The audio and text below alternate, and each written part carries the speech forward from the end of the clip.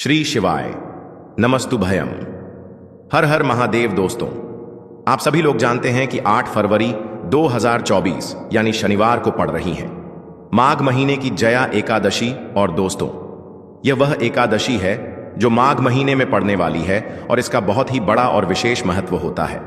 पूज्य गुरु जी ने कहा है कि अगर कभी भी मौका लग जाए और माघ महीने की एकादशी को पड़ जाए तो आप लोगों को सरसों के फूल का उपाय तो अवश्य ही करना चाहिए।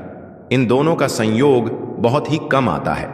इसी के साथ में गुरुजी ने अपनी शिव पुराण कथा में बताया है कि इस दिन आपको सरसों के फूल का उपाय तो आपको अवश्य ही करना चाहिए, क्योंकि ऐसा दिन पूरे साल में सिर्फ एक ही बार आता है। और दोस्तों, आप सभी लोग जानते हो कि शनिवार का अगर सबसे बड़ा कोई उपाय है तो वह सरसों के फूल वाला उपाय है। तो दोस्तों, इस शनिवार एकादशी के दिन आप लोगों को इस सरसों के फूल वाला उपाय को जरूर करना है। बहुत सारे लोग होंगे जिन लोगों ने इस उपाय को ना किया हो, मतलब पूरा साल निकल गया, उन्होंने किसी भी दिन इस सरसों के फूल वाला उपाय को ना किया हो। पर दोस्तों, आपके पास एक आखिरी मौका बचा हुआ है जो कि 8 फरवरी के दिन है। तो इस दिन आप लोगों को इस वाले उपाय को जरूर कर लेना है। भले ही आपने पूरे महीने भर इस उपाय को ना किया हो, पर अगर आपने इस माघ महीने के शनिवार एकादशी के दिन अगर इस वाले उपाय को कर लिया तो आपको इस उपाय को करने का वह फल मिलेगा जिसकी आपने कभी कल्पना भी नहीं करी होगी। इसीलिए आप लोग इस वाले उपाय को एक बार जरूर कर लेना है, ताकि आप लोगों के हाथ से यह मौका ना जा सके और आपको इस उपाय को करने का फल मिल सके। दोस्तों, यह उपाय पंडित जी ने अपनी अभी की ही शिव महापुराण की कथा में बताया है, जिस उपाय को आज हम आपको बहुत अच्छे से समझाने वाले हैं। इस वीडियो को देखने के बाद इस उपाय को समझने के लिए आपको कोई और वीडियो को देखने की जरूरत नहीं पड़ेगी। तो चलिए दोस्तों, उपाय को शुरू करते हैं। देखिए, यह इस माघ महीने के शनिवार एकादशी के दिन यह इतना खास होता है, इतना महत्वपूर्ण होता है। देखा गया है कभी कभी बड़े बड़े पूजा पाठ अनुष्ठान से जो मनोकामना पूर्ण नहीं होते, वह माघ महीने के शनिवार एकादशी के दिन एक छोटे से उपाय करने से ही आपकी मनोकामना पूर्ण हो जाती है। और बहुत सारे लोगों ने इस उपाय को किया भी है और उनको इस उपाय को करने का फल भी जरूर मिला है। अगर आप लोग भी इस उपाय को करना चाहते हैं तो आप इस उपाय को पहले अच्छे से समझ लेना, सुन लेना, उसके बाद करना। आपको इस उपाय का फल जरूर मिलेगा। और इस उपाय को कर लेने से आपके घर में चाहे किसी भी प्रकार की दुख और समस्या क्यों ना चल रही हो, आपको उसका कारण भी नहीं पता है कि भाई यह समस्या किस कारण से चल रही है। उसका कुछ भी कारण हो सकता है, जैसे से पितृदोष हो सकता है या किसी भी तरह का मंगल दोष भी हो सकता है। तो इस दिन आप लोगों को यह वाला उपाय कर लेना है। यह एक ऐसा उपाय है जिस उपाय को अगर किसी विशेष दिन पर किया जाए तो भाई उस विशेष दिन का जो है वह तो हमें मिलता ही मिलता है, पर हमने उस दिन पर इस उपाय को किया है तो हमें उससे भी बड़ा फल मिलता है और फल बहुत जल्दी मिलता है, क्योंकि आप इस उपाय को बहुत ही बड़े और विशेष दिन पर कर रहे हो। तो चलिए अब उपाय के बारे में बात करते हैं, लेकिन उससे पहले आप लोगों को यह जानना आवश्यक है कि आखिर यह उपाय किस समय करना है, किसको करना है और कैसे करना है। तो चलिए हम आगे आपको वीडियो में एक एक करके बता देते हैं। लेकिन उससे पहले अगर आप लोग हमारे चैनल पर पहली बार आए हैं या फिर मेरी आवाज आज पहली बार सुन रहे हैं तो हमारे चैनल को सब्सक्राइब जरूर कर लेना और इस वीडियो को लाइक करके कमेंट बॉक्स में श्री शिवाय नमस्तुभ्यम ओम नमः शिवाय जरूर टाइप कर देना। तो दोस्तों, इस सरसों के फूल वाला उपाय को हमें इस शनिवार एकादशी के दिन कैसे करना है, किसको करना है, किस समय करना है और कहां पर करना है, ये सारे सवालों के जवाब आपको इस वीडियो में मिल जाएंगे। और जो यह वीडियो देखेगा भाई, उसको सरसों के फूल वाला उपाय जरूर करना चाहिए, क्योंकि इस दिन सरसों के फूल का भी बहुत ही बड़ा और विशेष महत्व होता है। और जब बात आ जाए हल्दी की तो यह सोने पर सुहागा वाली बात हो जाती है और यह एक बहुत ही बड़ा उपाय हो जाता है इस शनिवार एकादशी का।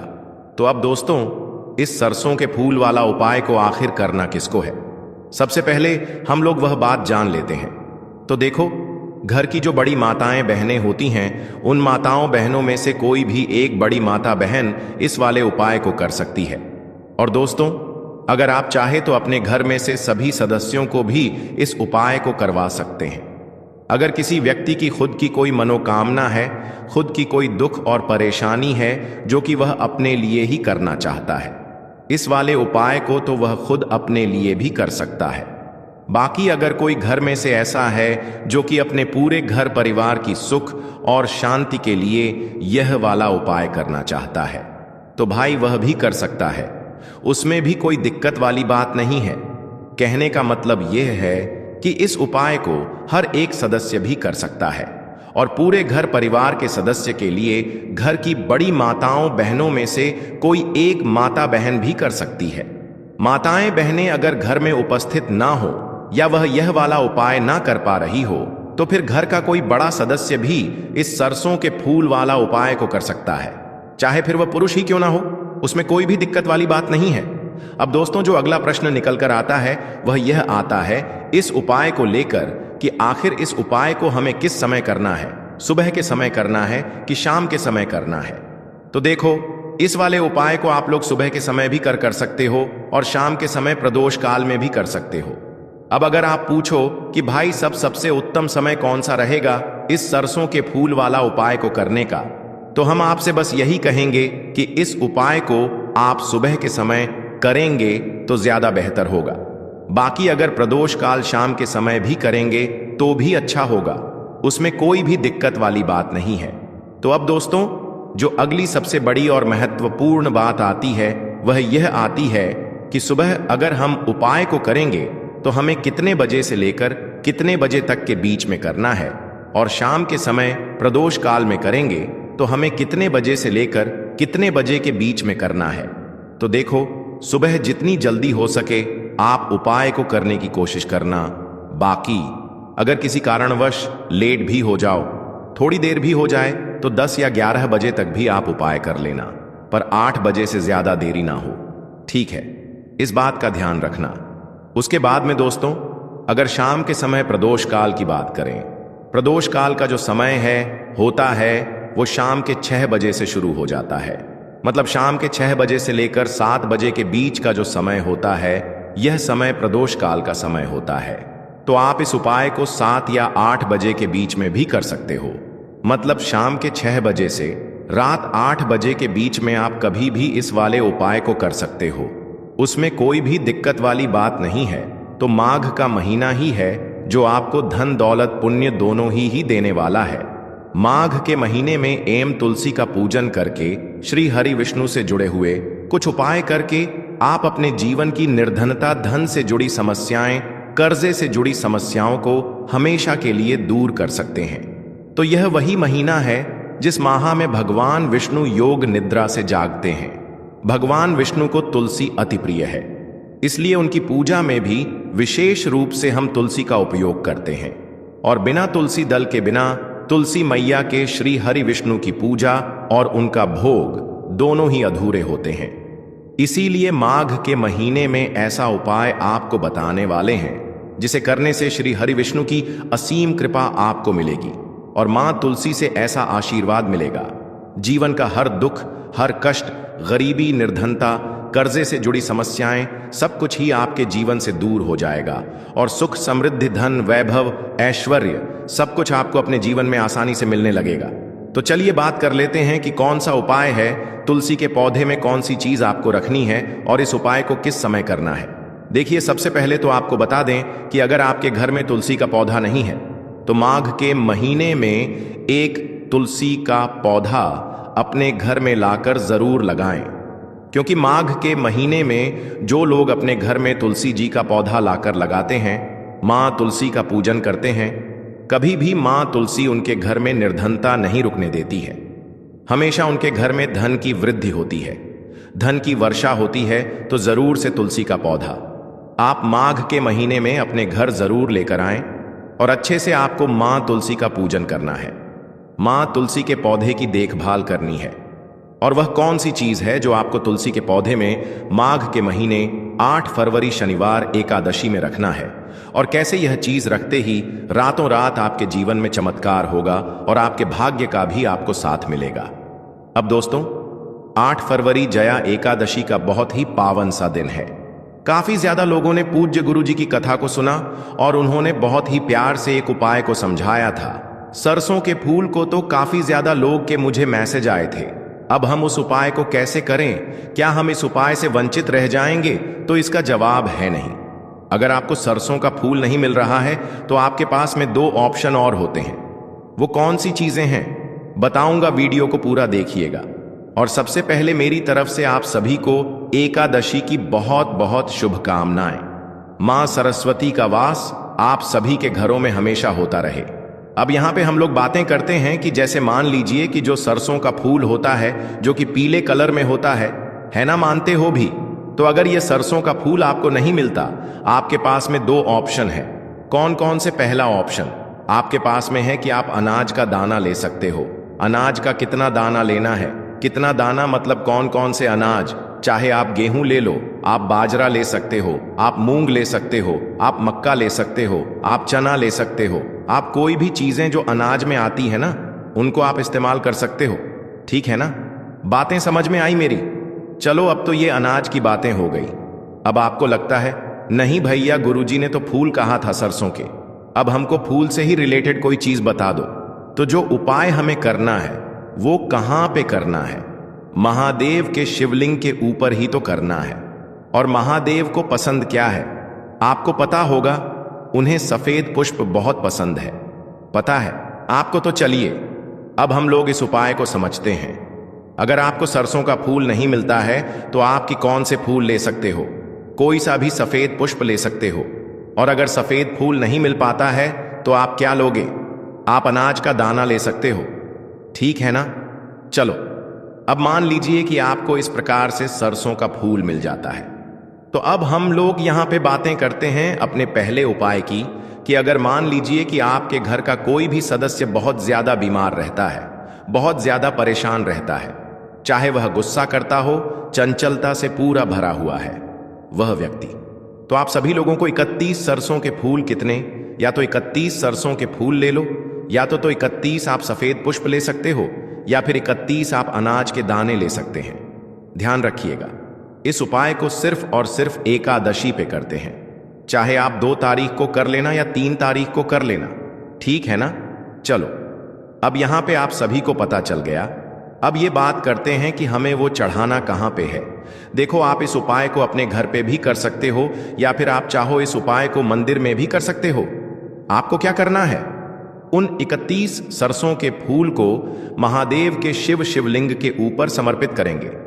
जो भी व्यक्ति घर में आपके बीमार रहता है, जो भी व्यक्ति घर में आपके परेशान रहता है, उस व्यक्ति का नाम और गोत्र बोलेंगे। महादेव से यही विनती करेंगे, हे शिव शंभु भोलेनाथ, हम यह सरसों के पुष्प आज इस एकादशी के अवसर पर आपको समर्पित कर रहे हैं। इन्हें स्वीकार करें। और हमारे घर में लोग बहुत चंचल रहते हैं, बहुत बीमार रहते हैं, लड़ाई झगड़ा करते हैं। आप हमारे घर में सुख शांति एवं समृद्धि को प्रदान करें। कुछ ऐसे आप प्रार्थना कर लेना। ठीक है ना? मेरी बातें समझ में आई? तो यहां पर हम लोगों ने बात कर ली है।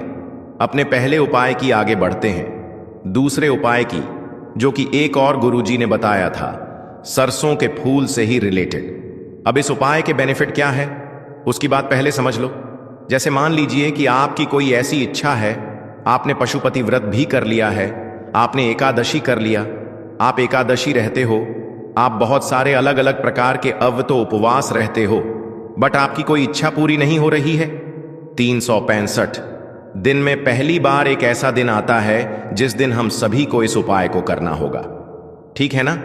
अब यहां पे पहले उपाय में तो हमने 31 सरसों के फूल की बात की है, बट दूसरे उपाय में आपको 108 सरसों के फूल लेने हैं। अब कहोगे भैया 31 तो मिल नहीं रहे थे, 108 का उपाय कहां बता दिया आपने?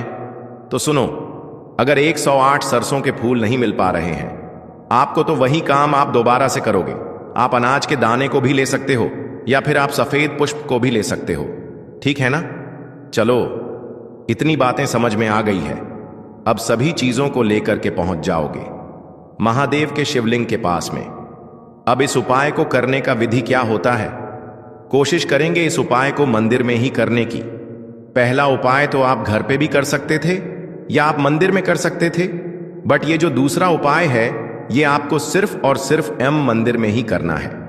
कुछ लोग पता है क्या पूछते हैं, भैया हमारे घर के आसपास में महादेव का छोटा मंदिर है, क्या वहां कर सकते हैं?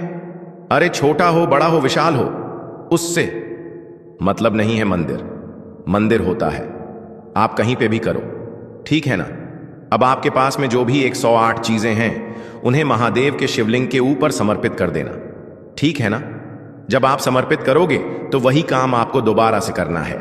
आपको अपनी मनोकामना अपने विशेष महादेव से हाथ जोड़ के विन करनी है। हे शिव शंभू भोलेनाथ, हम यह 108 सरसों के फूल या 108 अनाज के दाने या 108 सफेद पुष्प आपको समर्पित कर रहे हैं। आप इन्हें स्वीकार करें, हमारे घर में सुख शांति एवं समृद्धि को प्रदान करें, ऐसे आप प्रार्थना कर लेना। देखो, आपके पास में 365 दिनों में पहला यह मौका आता है जो आप सभी लोगों को इस उपाय को सरसों के पुष्प से करना है।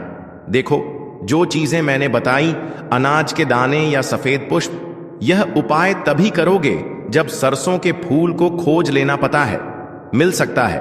आप लोग परेशान बहुत होते हो, आप अपने घर के आसपास कोई विलेज देख लोगे ना, 2-4 किलोमीटर के दायरे में वहां पे जाओगे। इस टाइम पे जो मौसम है, इस टाइम पे जो सीजन है वो सरसों का है, आसानी से मिल जाएगा, परेशान नहीं हो, आराम से मिल जाएगा। बट नहीं मिलता है, नहीं निकल पा रहे हो घर से, तो जो मैंने ऑप्शन आपको बताया उसका इस्तेमाल कर लेना, ठीक है ना। चलो, तो 2 उपाय आपको समझ में आ गए हैं, आगे बढ़ते हैं। अब इस वीडियो के हम लोग अपने तीसरे उपाय की तरफ, और यह उपाय भी कहां से करना है और कैसे सब कुछ बताऊंगा। लेकिन जल्दी से कर दीजिए वीडियो को लाइक, जिसने अभी तक चैनल को सब्सक्राइब नहीं किया। मेरी आवाज आप पहली बार सुन रहे हैं, चैनल को जरूर सब्सक्राइब करेंगे ना। देखो, यहां पे सभी को दिख रहा होगा एक नीम का पेड़, लेकिन नहीं, नीम के पेड़ की आवश्यकता हमको नहीं है। मैंने दिखाया क्यों? सबसे पहले फायदे समझ लो। जैसे मान लीजिए कि आपके घर में कष्ट बहुत ज्यादा चल रहे हैं ना, उन कष्टों से आपको छुटकारा नहीं मिल रहा है, बहुत दिनों से प्रयत्न कर रहे हो, बहुत उपवास किए, व्रत किए, बट कोई फायदा नहीं। क्या करना है? आपको लेनी है 5 पत्तियां। कितनी लोगे? मात्र 5 पत्तियां लेंगे। किसी भी वृक्ष की कोई सी भी 5 पत्तियां ले सकते हो। जैसे एक ही पेड़ की 5 पत्तियां नहीं लेनी है, कोई भी 5 पेड़ चूज कर लो, उन 5 के 5 पेड़ों में से एक एक पत्ती लेनी है। अब यह मत कहना कि भैया कौन सा पेड़ हो, तुलसी माता का पौधा छोड़ करके दुनिया में जितने भी वृक्ष आपको दिखाई देते हैं उनमें से कोई भी आप पत्ता ले सकते हो, कोई दिक्कत नहीं है, कोई इशू नहीं है, ठीक है ना। बट अगर आप मेरी बात मानो तो आप एक बेलपत्र राम का पत्ता ले लेना, एक आप बरगद का पत्ता ले लेना, एक आप पीपल का पत्ता ले लेना, और एक आपके घर के अंदर जो पत्ता लगा हो उसको लेना, ठीक है ना। बस इन 5 पत्तों को लेकर के एक तांबे के लोटे में जल भरिए, ठीक है ना। अब जल के अंदर क्या डालोगे? कोशिश करेंगे इत्र डालने की, सुगंधित वस्तु। ऐसा लिखा हुआ है, क्या लिखा है? सुगंधित जल। तो जल सुगंधित कैसे होगा? जब आप उसमें इत्र डालोगे, ठीक है ना। तो इत्र डाल देना और इत्र डाल करके पहुंच जाना महादेव के शिवलिंग के पास में, फेस रखिएगा उत्तर दिशा, नॉर्थ डायरेक्शन। अब आपके पास में 5 वृक्ष की 5 पत्तियां हैं, अरे है ना। उन 5 वृक्ष की 5 पत्तियों को एक साथ एक एक करके नहीं, एक साथ महादेव के शिवलिंग के ऊपर समर्पित करेंगे। जब आप समर्पित करोगे तो एक नाम आपको ध्यान होना चाहिए, और वो नाम है कल्याण महादेव। क्या नाम है? कल्याण शेट्टी, है ना। करिएगा जरूर। तो यहां पे हम लोगों ने 3 उपाय की बातें कर ली हैं, आगे बढ़ते हैं। अब इस वीडियो के हम लोग सबसे आखिरी और बहुत ही स्पेशल से उपाय को करने की, और यह उपाय आपकी मनोकामना को बहुत ज्यादा जल्दी पूरी करने के लिए होगा, बहुत स्पेशल सा। देखो, अब कुछ लोग एक और कमेंट कर रहे थे, भैया क्या एकादशी पे रुद्राक्ष का कोई ऑफर नहीं है? तो अभी ऑफर नहीं है, बट मैं कुछ दिन में एकादशी का ऑफर आपको बताऊंगा। बट अभी के लिए कोई नहीं है। जो पिछला ऑन ऑर्डर है, पहले वो सारे पहुंच जाएंगे, कुंभ की वजह से सारे अटके हुए हैं। जब वो पहुंचेंगे देन आपको ऑफर बताऊंगा। अब बातें करते हैं उपाय की। इसके लिए आपको शहद लेना बहुत ज्यादा मत लीजिएगा, शहद के साथ में आपको बेलपत्र लेनी है। अब यहां पे जो बताने जा रहा हूं ना, उस बात को सुनिए जो शहद आपके पास में है। उस शहद की 108 बिंदी आपको बेलपत्र पे लगानी है। ध्यान रखिएगा, जो 108 बिंदी आप लगाओगे वह तीनों पत्तों को मिला करके 108 बिंदी लगानी होगी। और हर बिंदी को लगाते टाइम श्री शिवाय नमस्तुभ्यम का जरूर करना है। मैं फिर से बोल रहा हूं, हर बिंदी को लगाते टाइम श्री शिवाय नमस्तुभयम का जप जरूर करना है आप सभी को। ठीक है ना? करिएगा। और फिर आप इस बेलपत्र को उठाएंगे, तांबे के लोटे में जल को भर के पहले जल समर्पित कर देना, और फिर उसके बाद में जो आपके पास में 108 बिंदी वाली बेलपत्र है वो कहां पे चढ़ाओ? ग माता अशोक सुंदरी के स्थान पे अपनी मनोकामना, अपनी विशेष को कहते हुए अगर आप चढ़ा देते हैं तो आपकी जो भी मनोकामना होगी, काफी दिनों से अधूरी होगी, वह इच्छा पूरी जरूर हो जाएगी। श्री शिवाय नमस्तुभ्यम।